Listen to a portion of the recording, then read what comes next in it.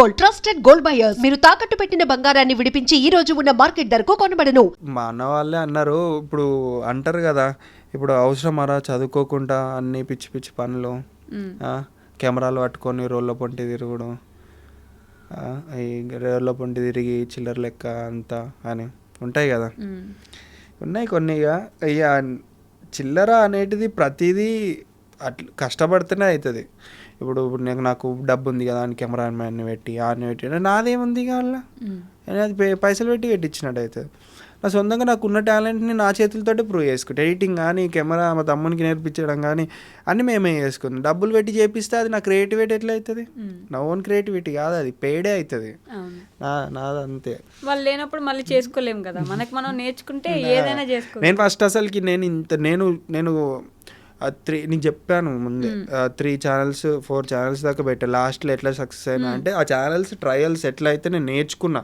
Editing, screen play ఎట్లా చేయాలి, script ఎట్లా రాయాలి, ఒక స్టోరీని ఎట్లా స్టార్ట్ చేయాలి, ఎట్లా ఎండ్ చేయాలి, ఇవన్నీ నేను బాగా స్టడీ చేసి నేను ఇంట్లోనే సక్సెస్ అవ్వాలని అనుకునే చేసిన. లాస్ట్ యూటర్న్స్ క్రియేషన్స్, యూటర్న్స్ అని పెట్టింది కూడా అందుకే, యూటర్న్స్. నేను మళ్ళీ అంటే నేను తిరుగుబడితే ఎట్లుంటది, ఒక మనిషి ఓడిపోయి ఇక ఎట్లుంటుంది అనేది, అట్లా కంబ్యాక్ ఇస్తే ఎట్లుంటుంది అనేది ఇక నాది. అట్లా చేసిన యూటర్న్స్ క్రియేషన్స్ అని చెప్పి నేను పెట్టిన వెంటనే ఒక 1 year దాకా కష్టపడ్డా, 1.5 years దాకా కష్టపడి ఇక అట్లా నిలబెట్టినారు. అన్నిసార్లు పడ్డారా అంటే అన్నిసార్లు ఫెయిల్ అయ్యారా? 4 times 3 times ఫెయిల్ అయినా ప్రతిసారి నాకు బాధ అనిపించలే. ఎందుకంటే ఒకసారి వస్తే అది ఈజీ అయిపోతుంది అందరికీ, ఒకసారి వచ్చింది ఎప్పటికి నిలవది. కష్టపడి ఒక్కసారి వస్తుంది చూడు, అది ఎప్పటికైనా మనతోటే ఉంటుంది అని చెప్పి నాకు ఇక ఫిక్స్ అయిపోయినా. ఇక చాలా ఎందులో అయితే చాలా కష్టం ఉంటుందో అదే మనకి లైఫ్ ఇస్తుంది. నాకు ఇలా మస్తు కష్టం ఉండే, నాకు ఈ వర్క్ లేదు, నేను పాడుకుంటే చేసేస్తే ఈ వర్క్. ఈ ఇక్కడ నుంచి వచ్చే మాటలే నాకు ప్రెజర్. ఒక విధంగా చెప్పాలంటే ఆ ప్రెజర్ వల్లనే ఇంత పైకి వచ్చినాను కూడా చెప్తా.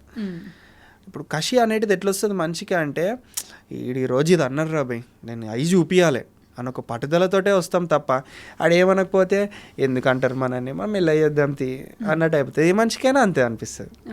నేను కొన్ని ఆ మాటల వల్లనే పైకి వచ్చినా కూడా అనుకుంటా. ఏ జరిగినా మన మంచికే అంటారు. రైట్, ఇది తీసుకోవచ్చు దానికి. రామమ్మ సీతమ్మ నుంచి ఎంత మనీ జనరేట్ చేశారు ఇప్పటి వరకు? నువ్వు ఇది అడుగుతావు అనుకున్నా. ఇది ఇంకా అడుగుతలే, ఈ క్వశ్చన్ ఇంకా అడుగుతలే అనుకుంటున్నా. అరౌండ్ ఇప్పుడైతే నేను అంటే మనీ వైజ్గా కాకుండా ఇప్పుడు సాంగ్కి పెట్టిన కన్నా ఒక 80-70% వచ్చినాయి. ఇంకొక 20% సాంగ్ పెట్టిన పైసలు రావాలి. పెట్టిన పైసలు 2 లక్షలే మరి 50 lakhs. ఒక్కసారి మీకు ఐడియా ఉంటుంది, 4 minutes డ్యూరేషన్ వీడియోకి 50 lakhs వ్యూస్ వస్తే ఎంత మనీ జనరేట్ అవుద్దండి? సర్లే, ఈ 2 weeks అయింది. 2 weeks కదా. నాకు ఎక్స్పెక్టేషన్స్ ఏం లేవు, నేను పెట్టిన పైసలు వస్తే చాలు అంతే ఉన్నా. నేను కోట్లు సంపాదించాలి, లక్షలు సంపాదించాలని ఏం లేదు, డాడీకి నాకు ఏం లేదు. ఓన్లీ ఏంటంటే పెట్టిన పైసలు రావాలి, దీంతో ఇంకో కొత్త సాంగ్ తీయాలి అంతే. ఎప్పటికీ కానీ కంటెంట్ క్రియేటర్ ఎప్పుడు మనీ కోసం ఆశించొద్దు, బిజినెస్ని లెక్క చూడొద్దు. ఫస్ట్ మన సొంతంగా మనం ఎదగాలి, దాంతో మన కంటెంట్ క్లిక్ అయితే ఆటోమేటిక్ మనీ వస్తాయి.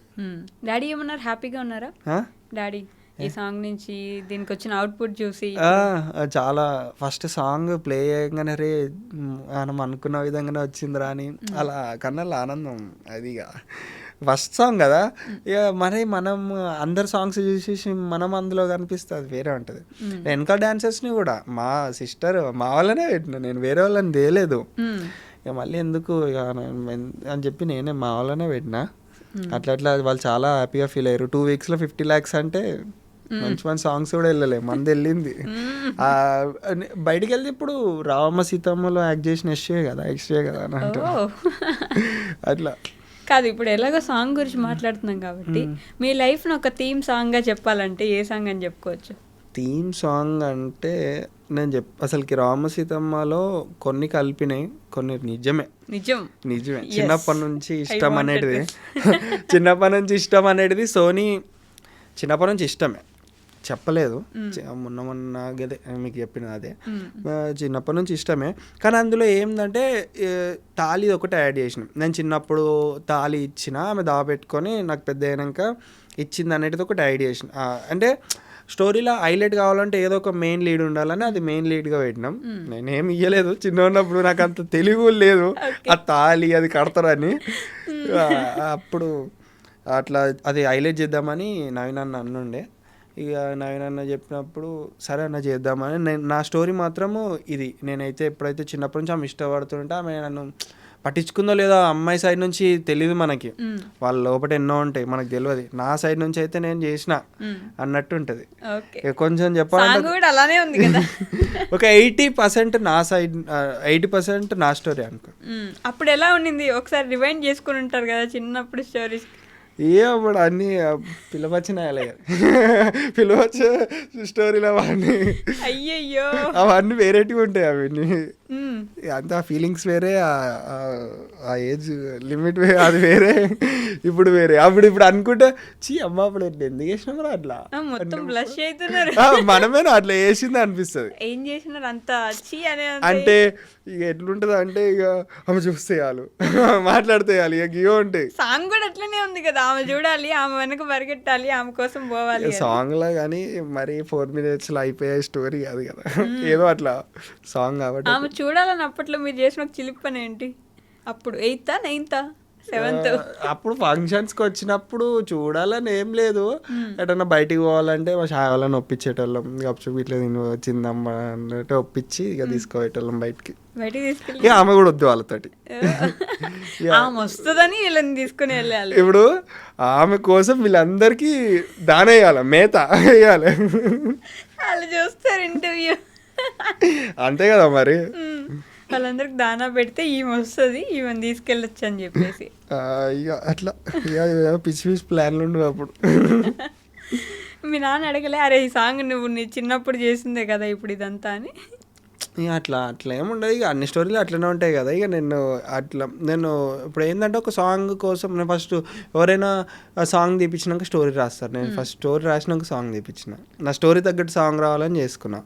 స్టోరీ ముందే రాసుకున్నారా మీరు? ఇట్లా రావాలి, ఈ స్క్రీన్ ప్లే ఇక్కడ ఈ సీన్ రావాలి, ఇట్లా ఉండాలని చెప్పి. అసలు చూడ్డానికి అనిపించారు కానీ నిజంగా మంచి గోలే ఉంటుంది మీ మైండ్లో. లేదు ఇది పెట్టుకుని చేయాలని చెప్పేసి గట్టిగా దానికోసం ఫిక్స్ అయ్యి దానికోసం కష్టపడే తత్వం ఉంటుంది. చూడ్డానికి అసలు అలా అస్సలు అనిపించారు, ఏదో మైండ్కి వచ్చి చేసేస్తారేమో అన్నట్లు. అట్లా చేస్తే అది నాకు ఎట్లా అంటే ఇప్పుడు నేను ఈ మధ్యకాలంలో నేను ఏం క్రియేట్ చేస్తలేను, కానీ నా లీడ్ మా డాడీ తీసుకుండు. ఓకే, డాడీ ఏంటంటే ఇప్పుడు కుకింగ్ కానీ కొన్ని క్రియేట్ చేయడం కానీ డాడీ చేస్తున్నాడు. డాడీ మైండ్ నా మైండ్ ఆల్మోస్ట్ సేమ్, మేము ఇద్దరం సేమ్. ఎట్లా అంటే మా మైండ్ సెట్ వేరే ఉంటుంది, మా ఆలోచన వేరే ఉంటుంది. మాది ఒకదాన్ని ఒకటి ఉంది, ఇప్పుడు ఒక బిస్కెట్ ప్యాకెట్ ఉంది, దాన్ని రెండిట్లు వేయాలని ఆలోచిస్తాం కానీ ఉన్నది దీన్ని గమ్మునుకోవాలి అని ఆలోచించాం. ఇప్పుడు ఒక ఫ్లాట్ ఉంది, ఒక 1,00,000 రూపాయలు ఉన్నాయి అనుకో, దాన్ని రెండెట్లు వేయాలి 3 ఎట్లు వేయాలని చూస్తాం కానీ ఉన్నాయి ఖర్చు పెట్టుకొని గమ్మున కూసుడు, ఆ మైండ్ సెట్ ఉంటుంది మా ఇద్దరికి. ఇక ఎట్లా అంటే డాడీ కూడా ఇప్పుడు కంటెంట్ ఇట్లా చేద్దాం అని డాడీ సజెషన్స్, కొన్ని వీడియోస్ ఆల్మోస్ట్ డాడీ చేస్తాడు. ఇక డాడీ నాకు ఎట్లా అంటే నేను అంటే చేస్తున్న కొద్దీ నాకు మంచిగా అనిపించి నాకు మోటివేషన్ ఉండి నాకు ఆలోచన వస్తుంది. ఒక గోల్, ఒక ఫేమస్ అంటే ఫేమ్ చాలు నాకు. ఇప్పుడు మేము ఫేమ్ అయినాము, మమ్మల్ని బయటికి పోతే ఇట్లా బయట కారు దిగగానే అరే అన్న మీరా అని వస్తారు. నాకు అక్కడికి చాలు, నాకు ఆ అనుబంధం చాలు వాళ్ళకి, నాకు ఆ లవ్ చాలు వాళ్ళకి. నాకు ఏంటంటే ఇప్పుడు నేను వాళ్ళ కోసం, వాళ్ళు నన్ను అంత లవ్ చేస్తున్నాడు, వాళ్ళ కోసం ఎప్పుడో ఒకటి కొత్తగా తెస్తూనే ఉండాలి, దాన్ని చూసి ఎంటర్టైన్ అవ్వ ఉండాలి, లేదా ఏడవాలి, ఎమోషన్ కావాలి, బాధపడాలి, నవ్వాలి, అట్లా అన్ని ఎమోషన్స్ నా దగ్గర నుంచి నేను చూపించాలి. అప్పుడు నన్ను బయట చూసినప్పుడు ఇప్పుడు మనల్ని గుర్తుపడుతుర్రు, మన దగ్గరకు వచ్చి మాట్లాడుతుర్రు అంటే మనం తీసిన కంటెంట్ వల్లనే, మనం తీసిన ఏదైతే వీడియో అవిటి వల్లనే కదా. మనం నృత్తిగా గుర్తుపట్టారు ఎందుకు పడతారు, అందుకే అవిటిని హైలైట్ చేస్తాను నేను.